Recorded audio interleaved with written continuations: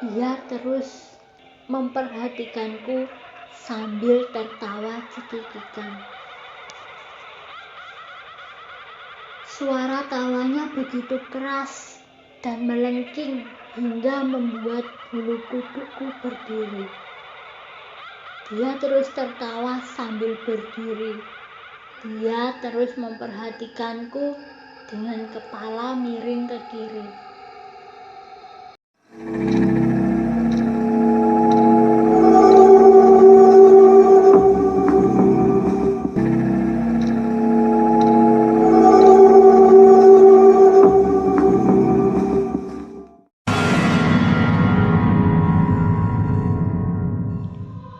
Bro, ada acara gak?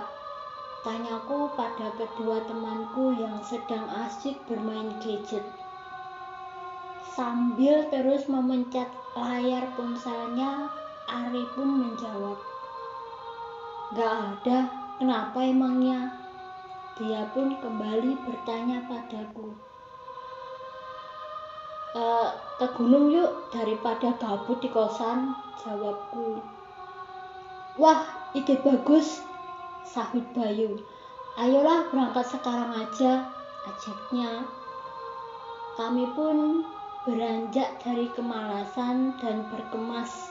Akhirnya hari ini, tanggal 20 Februari 2001, kami bertiga melakukan pendakian. Tujuan pendakian kami adalah Gunung Sumbing. Kami menuju basecamp Sipetung. Pagi ini cuaca Gunung Sumbing alhamdulillah cerah. Selesai mengurus registrasi perizinan pendakian, kami pun memulai start dari basecamp jam 9 pagi. Kami melewati ladang dan perkebunan warga dengan hamparan sayur mayur yang berwarna hijau. Ini benar-benar menyejukkan mata. Dari basecamp menuju Gapura Sipetung kira-kira memakan waktu 1 jam. "Break dulu bro, capek aku," tuturku. "Oke," jawab Bayu. Kami pun duduk memulihkan tenaga di dekat Gapura. Setelah kurang lebih 5 menit, kami kembali melanjutkan perjalanan. "Ayo jalan lagi," ajakku. "Lah, ayo, si Ari masih duduk aja," ujar Bayu. "Terlanjur PW guys, mager aku mau jalan," jawabnya. Mager, buruan berdiri, kalau santai-santai terus bisa-bisa sampai di puncak kita kemalaman, ujar Bayu. Sambil bersengut, Ari pun menjawab, "Iya ya." Dia pun akhirnya beranjak berdiri dan kami kembali melanjutkan perjalanan ke pos 1. Di sini kami kembali beristirahat sejenak mengatur nafas dan berlanjut menuju ke pos 2 Kiai Santri. Jarak tempuh dari pos 1 ke pos 2 memakan waktu 1,5 jam. "Break lagi lah, capek aku," keluh Ari. "Break mulu kok ini perasaan tiap pos," protesku. "Ya udahlah, sebat sebentar," sahut Bayu. Aku mendengus dan duduk selonjoran. Perjalanan ini cukup menguras tenaga, ditambah lagi oleh beban berat yang kugendong. Astaga, dengkulku rasanya mau anjlok, dada ampek dan tenggorokan mengering. Langkah kakiku pun melambat, nafasku terengah-engah. Setelah 1 jam kami berjalan, akhirnya sampai juga kami di Lembah Suci. Ya Allah, akhirnya sampai juga di tempat ngecamp, cetus Bayu. Sambil duduk, dia bersandar di tas ranselnya. Keringat bercucuran membasahi baju dan tubuhnya. Kita ngecamp di sini atau masih di atas, bro? Tanya Ari. Di sini aja lah, capek aku. Di sini view-nya bagus banget.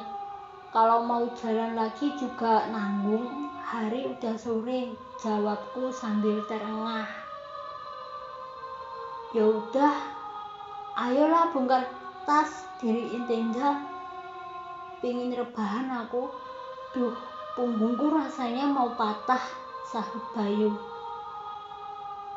Sebentar dong, istirahat. Nafas dulu bentar, masih engap aku ini, protes Ari.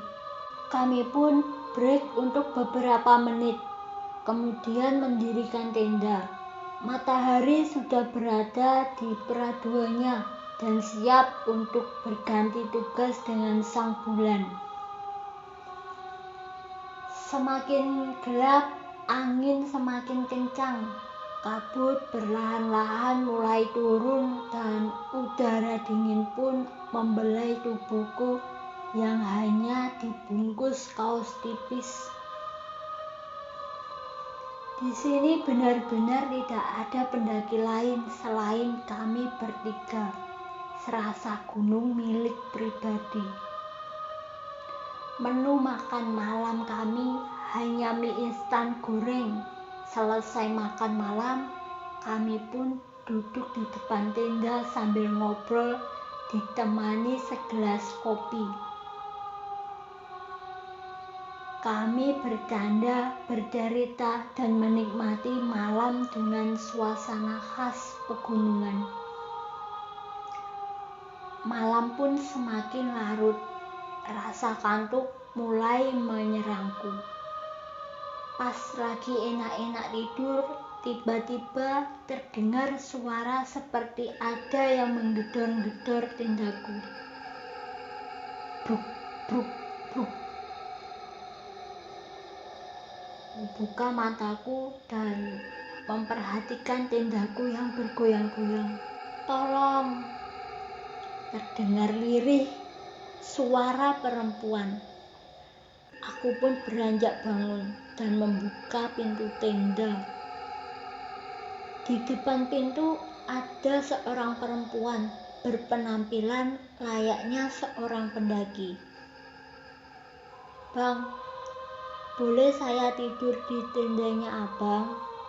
Tanyanya dengan nada lirih. Aku terpana melihat perempuan cantik yang ada di hadapanku ini. Kupandangi dia dengan penuh heran. Bang, sapa perempuan itu. Iya mbak, maaf ya jadi bengong, jawabku sambil menggaruk kepala. Boleh mbak, silakan kalau mau numpang, tenda kami masih luas kok, kataku. Ia pun masuk ke dalam tenda dan duduk di dekat pintu. Kututup pintu tenda. Kedua temanku ini masih terlelap tidur. Aku sengaja tidak membangunkan mereka. Kok sendirian, mbak? Temannya kemana? Tanyaku. Perempuan itu hanya diam. Dia tidak menjawab pertanyaanku. Aku terdiam untuk sesaat sambil memperhatikannya. Wajahnya terlihat pucat dan badannya menggigil kedinginan. Mbak, mau saya bikinin teh? Tanyaku lagi. Perempuan itu hanya menggeleng tanpa berkata sepatah kata pun padaku. Aku mengangguk canggung. Ya udah kalau begitu mbak. Kalau mau apa-apa, ngomong aja, nggak usah sungkan. Kalau lapar, itu ada roti, ada mie. Kalau mau makan mie, ngomong aja mbak, nanti saya masakin. Lagi-lagi, perempuan itu hanya mengangguk. Mbak mau istirahat? Nah, ini pakai kantong tidur saya. Ujarku sambil memberikan kantong tidurku. Sampean memakai apa? Tanyanya. Suaranya terdengar lembut. Saya mah gampang mbak, itu kan ada kantong tidur temen, nanti bisa dibuka, jawabku. Perempuan itu mengangguk. Dia meraih kantong tidur yang kuletakkan di dekatnya. Ia pun tidur di sebelah pojok, sedangkan aku juga ikut berbaring di sebelahnya. Kupejamkan mata, timbul sebuah tanya di benakku. Sebenarnya apa yang terjadi dengan perempuan itu? Apa dia habis mengalami hal buruk? Begitu banyak pertanyaan tentang perempuan itu hingga menumpuk di benakku. Jam 1 dini hari aku dibangunkan oleh Bayu. Ia sedang memasak mie dan membuat susu. Bang, mau mie kagak? Tanyanya menawariku. Enggak, jawabku lirih sambil memejamkan mata. Aku langsung terbangun dan membuka mata saat mengingat perempuan pendaki yang semalam menumpang tidur di tenda kami. Aku berbalik dan melihat sebelah kiriku. Lah, mbaknya tadi kemana? Kok nggak ada? Gumamku dalam hati. Perasaanku mulai tidak enak. Aku beranjak duduk sambil mengingat perempuan yang semalam datang ke tenda kami. Masa iya, semalam aku cuma mimpi? Tanyaku dalam hati. Kenapa bang? Malah bengong. Teguran Bayu membuyarkan lamunanku. Enggak apa-apa, jawabku sambil kembali rebahan. Aku meringkuk ke dalam kantong tidur. Pikiranku semakin tidak karuan. Wajah perempuan itu memenuhi otakku dan mengganggu pikiranku. Aku kembali bangun dan duduk di dekat Bayu. Aku ingin bertanya tentang perempuan itu. Tapi setelah kupikir-pikir sepertinya tidak perlu. Ya, kalau Bayu tahu dengan perempuan yang kumaksud. Kalau dia tidak tahu, malah dia akan ketakutan nanti. Tapi sepertinya Bayu memang tidak tahu. Kalau dia tadi pas bangun dan melihat perempuan itu, seharusnya dia sudah bertanya padaku. Aku pun nimbrung sama Bayu karena tidak bisa tidur lagi. Kami berdua ngobrol. Aku mencoba melupakan perempuan itu. Pagi ini aku ingin membahas yang kualami semalam dengan kedua temanku. Lagi-lagi kuurungkan niatku. Sepertinya ini bukan waktu yang tepat. Selesai sarapan, kami melanjutkan perjalanan menuju puncak. Kami meninggalkan tenda dan barang-barang lainnya. Kami hanya membawa tas kecil berisi botol air minum dan beberapa makanan. Kami sampai di Watu Ijen, lalu menuju Lembah Putih, kemudian puncak Watu Singo. Lalu kami ke kawah dan sampailah kami di puncak Raja Wali, puncak tertinggi dengan ketinggian 3.371 meter di atas permukaan laut. Puas berada di puncak, kami pun kembali ke tenda. Saat kami ingin turun untuk pulang, hujan deras turun. Kami pun memutuskan untuk kembali ngecamp. Dikarenakan tempat kami mendirikan tenda tidak terlalu tinggi lokasinya, jadi masih ada sinyal di sini. Kami pun mengabari pihak base camp. Hal aneh kembali kualami saat ngecamp di tempat ini. Karena hujan terus mengguyur sejak siang dan tak kunjung reda, kami pun tidur. Tengah malam saat aku membuka tenda untuk memeriksa keadaan di luar, di depan tendaku berdiri sosok perempuan memakai gaun putih.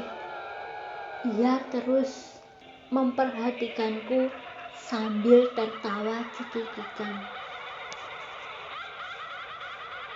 Suara tawanya begitu keras dan melengking hingga membuat bulu kudukku berdiri. Dia terus tertawa sambil berdiri. Dia terus memperhatikanku dengan kepala miring ke kiri. Perempuan itu tampak menyeramkan dengan pakaian putih yang telah lusuh. Aku ketakutan setengah mati.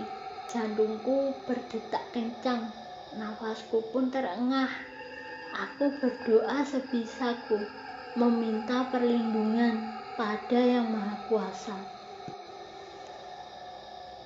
Hujan turun semakin deras, suara guntur menggelegar disertai dengan angin ribut. Saking derasnya hujan dan angin, tenda kami pun berantakan. Bergoyang-goyang dihantam angin ribut. Aku tak lagi menghiraukan sosok perempuan itu. Kubangunkan teman-temanku. Saat aku kembali melihat keluar, sosok itu telah menghilang. Kedua temanku panik karena tenda kami terkena badai. Semalaman kami pun terjaga bergantian memegangi frame tenda agar tidak patah. Meski mentari sudah menampakkan diri, namun hujan belum juga berhenti. Kami tetap menunggu sampai hujan reda. Akhirnya jam 9 pagi kami bergegas turun setelah hujan reda.